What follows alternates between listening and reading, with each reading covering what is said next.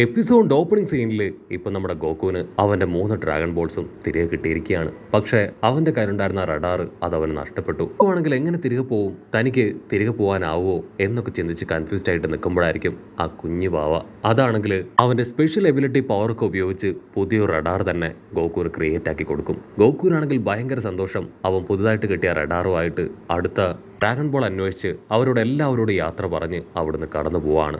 അതേസമയം ആ ക്യാപ്റ്റൻ ബ്ലൂവിനെ കാണിക്കും. അവനാണെങ്കിൽ സംഭവിച്ച എല്ലാ കാര്യങ്ങളും ഇപ്പോൾ ഹെഡ് ക്വാർട്ടേഴ്സിൽ വിളിച്ച് അറിയിക്കുകയാണ്. അവരാണെങ്കിൽ എത്രയും വേഗം ബാക്കിയുള്ള ഡ്രാഗൺ ബോൾസ് അത് കണ്ടെത്തണമെന്ന് പറയും. ക്യാപ്റ്റൻ ബ്ലൂവിനെ എങ്ങനെ അവിടുന്ന് രക്ഷപ്പെടണം, ആര് അവനെ വഴിതെളിക്കും എന്നൊന്നും അറിയാതെ അവൻ ടെൻഷനായിട്ട് നിൽക്കുകയാണ്. അപ്പോഴായിരിക്കും ആ മരുഭൂമിയിലൂടെ നടന്നു വന്ന ഒരു ഒട്ടകത്തെ അവൻ കാണുക. ക്യാപ്റ്റൻ ബ്ലൂ ആണെങ്കിൽ കൂടുതലൊന്നും ചിന്തിക്കാതെ ആ ഒട്ടകത്തിന്റെ മുതുകിൽ കയറി അങ്ങനെ യാത്ര ആരംഭിക്കും. കട്ട് ചെയ്ത ഇപ്പൊ നേവി ഹെഡ് ക്വാർട്ടേഴ്സ് കാണിക്കും. ആ ജനറൽ ആളാണെങ്കിൽ ഡ്രാഗൺ ബോൾ കിട്ടുമെന്നുള്ള പ്രതീക്ഷയിൽ ഒരുപാട് റിലാക്സ്ഡ് ആയി ഹായ് ആയിട്ട് കളിച്ചുകൊണ്ടിരിക്കുകയാണ്. ഉടനെ ഒരാൾ ഡോർ നോക്ക് ചെയ്യും. ജനറൽ ആണെങ്കിൽ അകത്തേക്ക് വരാനായിട്ട് പറയും. അടുത്ത നിമിഷം ഒരു സോൾജിയർ ഡോർ തുറന്ന് അകത്തേക്ക് വരികയാണ്. ആ സോൾജിയർ ആണെങ്കിൽ ക്യാപ്റ്റൻ ബ്ലൂവിന്റെ ഭാഗത്തു നിന്നുണ്ടായ ആ ഒരു ഇൻഫർമേഷൻ അത് അദ്ദേഹത്തെ അറിയിക്കുകയാണ്. ആ 3 ഡ്രാഗൺ ബോളും നമ്മുടെ കയ്യിൽ നിന്ന് വീണ്ടും നഷ്ടപ്പെട്ടിരിക്കുകയാണ്. പക്ഷേ നമ്മൾ കണ്ടെത്താൻ ആഗ്രഹിച്ച റഡാർ ഡിവൈസ് അതിപ്പോ ക്യാപ്റ്റൻ ബ്ലൂവിന്റെ കയ്യിലുണ്ട്. അത് കേൾക്കേണ്ട താമസം ഇപ്പോ ജനറലിന് ടെൻഷൻ കൂടി വരും. നമുക്ക് ആവശ്യം ആ റഡാർ മാത്രമല്ല, ആ ഡ്രാഗൺ ബോൾസ് ആണ്.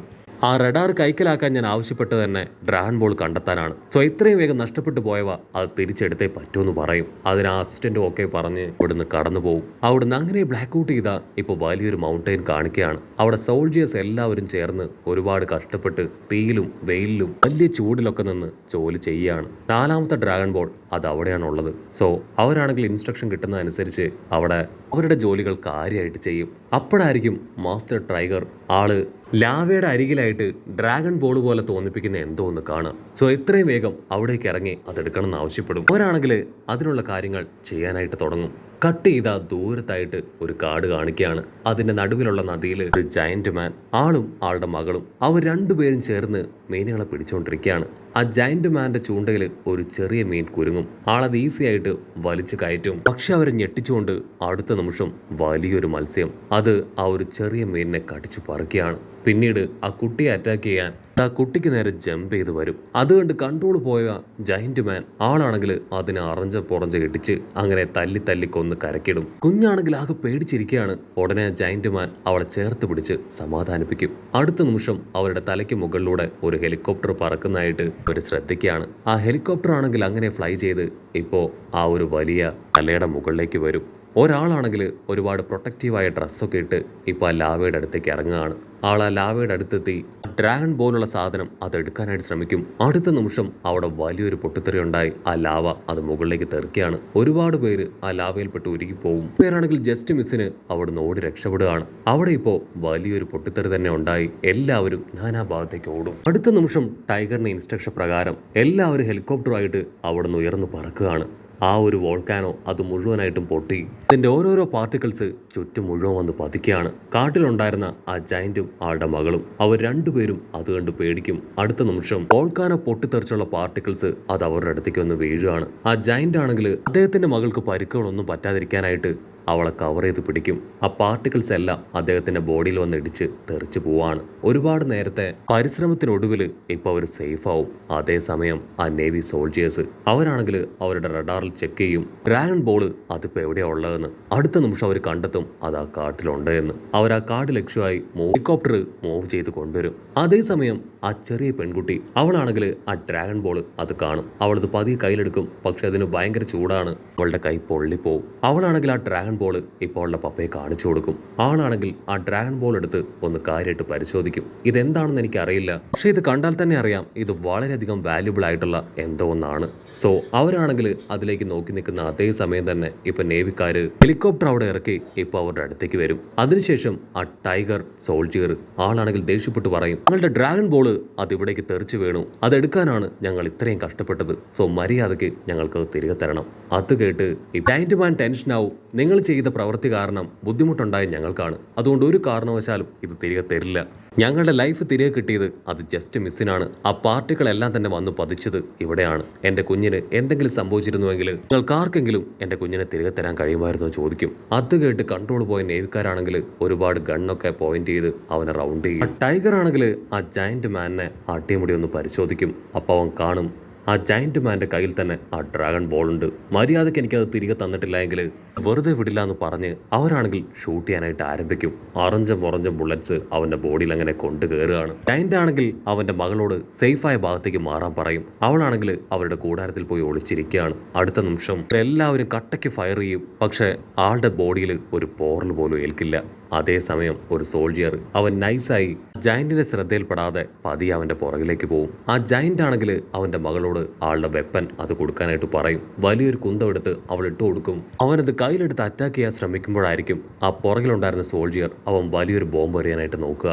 ആ പെൺകുട്ടിയാണെങ്കിൽ അത് കണ്ട് ഒച്ചത്തിൽ നിലവിളിക്കും. അതിന്റെ ഞൊടിയടയിൽ ടേൺ ചെയ്ത് ഇപ്പൊ അവന്റെ കുന്തമെടുത്ത് അവന്റെ നേർക്ക് വലിച്ചെറിയും. അത് അവന്റെ ദേഹത്തൂടെ തുളഞ്ഞു കയറി ആ മരത്തിൽ അങ്ങനെ സ്റ്റിക്കർ പോലെ നിൽക്കും. ബോംബാണെങ്കിൽ അവിടെ നിന്ന് പൊട്ടി അങ്ങനെ തെറിക്കുകയാണ്. സോൾജിയേഴ്സ് ആണെങ്കിൽ വീണ്ടും നിർത്താതെ ഷൂട്ട് ചെയ്തുകൊണ്ടേയിരിക്കും. അതിൽ കൺട്രോൾ പോയ ജയന്റ് അവൻ അവർക്ക് നേരെ പാഞ്ഞടുത്ത് അവരെ ഓരോരുത്തരെയായിട്ട് പിടിച്ചു വലിച്ച് അങ്ങനെ തല്ലി കൊല്ലുകയാണ്.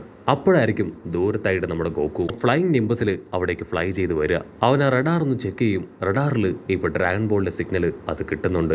ഇവിടെ ആ ഒരു ജയന്റ് മാൻ അവൻ അറ്റാക്ക് ചെയ്യാൻ ശ്രമിച്ചിരുന്ന സോൾജിയേഴ്സിനെ എല്ലാം തന്നെ പിടിച്ചു വലിച്ച് തല്ലി കൊന്നു. ചിലർ മാത്രം രക്ഷപ്പെട്ടു പോയി. ടൈഗർ ആണെങ്കിൽ അവന്റെ ഹെലികോപ്റ്റർ എടുത്ത് മുകളിലേക്ക് പറന്നുയരും. അതിനുശേഷം ഹെഡ് ക്വാർട്ടേഴ്സിൽ കോൺടാക്ട് ചെയ്ത് നടന്ന കാര്യങ്ങൾ പറയാണ്. ചീഫ് ആണെങ്കിൽ ടെൻഷനായി ഇപ്പൊ ആ ഫോണ് അത് പിടിച്ചു മേടിക്കും. അവിടെ എന്താ സംഭവിക്കണേ? ഡ്രാഗൺ ബോളും നിങ്ങളെ കൊണ്ട് കളക്ട് ചെയ്യാൻ കഴിഞ്ഞില്ലേ? അതിനവൻ പറയും ഞങ്ങളിത് കളക്ട് ചെയ്തതാണ്. പക്ഷെ അതിന്റെ ഇടയിൽ ഒരു ജയന്റ് മാൻ അത് തട്ടിയെടുത്തു. അവനെ അറ്റാക്ക് ചെയ്യാനും തകർക്കാനൊക്കെ ശ്രമിച്ചതാണ്. പക്ഷെ അവന് ഭയങ്കര പവറാണ്. ഞങ്ങളുടെ അറ്റാക്ക് ഒന്നും അവന്റെ മുൻപിൽ വിലപ്പോയില്ല. നമ്മുടെ ഒരുപാട് സോൾജിയേഴ്സിനെ അവൻ കൊന്നു കളഞ്ഞു. ജസ്റ്റ് മിസ്സിനാണ് ഞാൻ രക്ഷപ്പെട്ട് മുകളിലേക്ക് പറന്നുയർന്നതെന്ന് പറയും. അത് കേട്ട് ജനറലിന്റെ ദേഷ്യം അത് 10 മടങ്ങാവും. ഇവിടെ ജയന്റ് ആണെങ്കിൽ തല്ലിക്കൊന്ന സോൾജിയേഴ്സിനെ അവരെ ദൂരേക്ക് വലിച്ചെറിയാണ്. മാത്രമല്ല ആ തകർന്ന ഹെലികോപ്റ്റേഴ്സ് അതും അവൻ ദൂരേക്കിടും. ആ സമയം ടൈഗർ ആണെങ്കിൽ നൈസായിട്ട് ഇപ്പൊ അവരുടെ അടുത്തേക്ക് പറന്നു വരികയാണ്. ദൂരത്തായിട്ട് ആ പെൺകുട്ടി അവളാണെങ്കിൽ തീയൊക്കെ ഒരുക്കി ഒരു വലിയ ഫിഷിനെ അതിനെ ഫ്രൈ ചെയ്യാനായിട്ട് തയ്യാറായിട്ട് നിൽക്കുകയാണ്. അടുത്ത നിമിഷം അവൻ ഹെലികോപ്റ്റർ താഴ്ത്തി കൊണ്ടുവന്ന് ഇപ്പൊ പെൺകുട്ടിയെ അവളെ തൂക്കിയെടുക്കും. അവൾ ഉച്ചത്തിൽ നിലവിളിക്കും. നിലവിളി ശബ്ദം കേട്ട് അവളുടെ പപ്പ ജയന്റ് ആൾ ഷോക്ക് ആവുകയാണ്. ആ ടൈഗർ ആണെങ്കിൽ വിളിച്ചു പറയും മര്യാദയ്ക്ക് ഞങ്ങളുടെ ഡ്രാഗൺ ബോൾ അത് തന്നിട്ടില്ല എങ്കിൽ നിന്റെ മകളെ ഞാനിവിടെ എറിഞ്ഞു കൊല്ലും. അതിനവനാണെങ്കിൽ പേടിച്ച് ആ ഡ്രാഗൺ ബോൾ ഉയർത്തി കാണിക്കും. ദയവ് ചെയ്ത് എന്റെ മകളെ അവളെ മാത്രം ഒന്നും ചെയ്യരുത്. ഈ ഡ്രാഗൺ ബോൾ തിരികെ തരാൻ ഞാൻ തയ്യാറാണെന്ന് പറയും. അപ്പോഴായിരിക്കും ദൂരത്തായിട്ട് നമ്മുടെ ഗോക്കു അവൻ അവിടേക്ക് റഡാറിന്റെ സഹായത്താൽ പറന്നു വരിക. അടുത്ത നിമിഷം ആ പെൺകുട്ടിയുടെ നിലവിളി കേട്ട് അവൻ അവിടേക്ക് വരും. ഗോക്കു ആണെങ്കിൽ സെക്കൻഡുകൾ കൊണ്ട് ആ ഹെലികോപ്റ്ററിന്റെ അടുത്തേക്ക് വരും. മര്യാദയ്ക്ക് ആ പെൺകുട്ടിയെ അവളെ തിരികെത്ത അവളെ അറ്റാക്ക് ചെയ്യാൻ പാടില്ല. അതിനാൽ ടൈഗർ ആണെങ്കിൽ ഇപ്പൊ ഒരു ഗണ്ണെടുത്ത് ഗോക്കു ഷൂട്ട് ചെയ്യും. ഗോക്കു ആണെങ്കിൽ രണ്ടാമോ ചിന്തിക്കാതെ അവന്റെ കൈ ചുരുട്ടി ആ ഒരു കോപ്റ്ററിനെ പഞ്ച് ചെയ്യാണ്. അടുത്ത നിമിഷം അതിന്റെ കൺട്രോൾ നഷ്ടപ്പെട്ട് ആ താഴേക്ക് പോകും. ആ പെൺകുട്ടി ആണെങ്കിൽ തെറിച്ചു പോകും. അവന്റെ ഫ്ലൈയിങ് നിംബസിൽ അങ്ങനെ ഫ്ലൈ ചെയ്ത് വന്ന് ആ പെൺകുട്ടിയെ സേഫ് ആക്കി കൊണ്ടുവരാണ്. ആ പെൺകുട്ടിയാണെങ്കിൽ ബോധം കെട്ടുപോയി. ഇവിടെ ആ ഒരു ഹെലികോപ്റ്റർ അതങ്ങനെ പൊട്ടി തകരുകയാണ്. ഗോക്കു ആണെങ്കിൽ ആ പെൺകുട്ടിയുമായിട്ട് ജയന്റിന്റെ അടുത്തേക്ക് വരും. ജയന്റ് ആണെങ്കിൽ ഗോക്കുവിനോട് താങ്ക്സ് പറയും. നീ കറക്റ്റ് സമയത്ത് എത്തിയിട്ടില്ലായിരുന്നുവെങ്കിൽ തീർച്ചയായിട്ടും എന്റെ മകൾ ജീവനോട് കൂടെ ഉണ്ടാവില്ല. താങ്ക് യു വെരി മച്ച് എന്ന് പറയും. ഗോക്കു ആണെങ്കിൽ ആ ജയന്റിന്റെ കയ്യിലേക്ക് നോക്കും. ഡ്രാഗൺ ബോൾ ആണെങ്കിൽ അതുകൊണ്ട് ഭയങ്കര സന്തോഷം. അവൻ അതിലെ സ്റ്റാർസ് അതൊന്ന് എണ്ണി നോക്കും. 1 2 3 4. ഓ നോ, ഞാൻ ഇത്രയും കാലം അന്വേഷിച്ച് നടന്നത് ഇതാണ്. ഇതെന്റെ ഗ്രാൻഡ് പേയുടെ ഡ്രാഗൺ ബോൾ ആണ്. അതെനിക്ക് തരുമോ? വിരോധമില്ലെങ്കിൽ അതെനിക്ക് തന്നൂടെ. അതിനാളാണെങ്കിൽ സന്തോഷത്തോടു കൂടെ ആ ഡ്രാഗൺ ബോൾ ഇപ്പൊ ഗോക്കുവിന് കൊടുക്കും. ഗോക്കുവിനാണെങ്കിൽ ഭയങ്കര സന്തോഷം. കട്ട് ചെയ്ത ക്യാപ്റ്റൻ ബ്ലൂ അവനാണെങ്കിൽ ഒരു വിധത്തിൽ ഇപ്പൊ ഹെഡ് ക്വാർട്ടേഴ്സിലേക്ക് എത്തിക്കഴിഞ്ഞു. ഒരു സോൾജിയറിനാണെങ്കിൽ അവനെ മനസ്സിലാവാതെ അവന്റെ നേർക്ക് ഗൺ പോയിന്റ് ചെയ്യും. ടെൻഷനായ ക്യാപ്റ്റൻ ബ്ലൂ അവൻ ആ സോൾജിയറിനെ ചവിട്ടി തെറിപ്പിക്കുകയാണ്. അതിനുശേഷം അവൻ അകത്തേക്ക് കടന്നു വരും. കട്ട് ചെയ്ത ഇവിടെ ജനറൽ ഒരു മുടിയൻ അവിടേക്ക് വിളിച്ചു വരുത്തി ഡ്രാഗൺ ബോൾ കണ്ടെത്താനുള്ള അടുത്ത മിഷൻ അത് അവനെ ഏൽപ്പിച്ചു കൊടുക്കുന്നതോടുകൂടെ ഈ ഒരു എപ്പിസോഡും അവസാനിക്കുന്നു.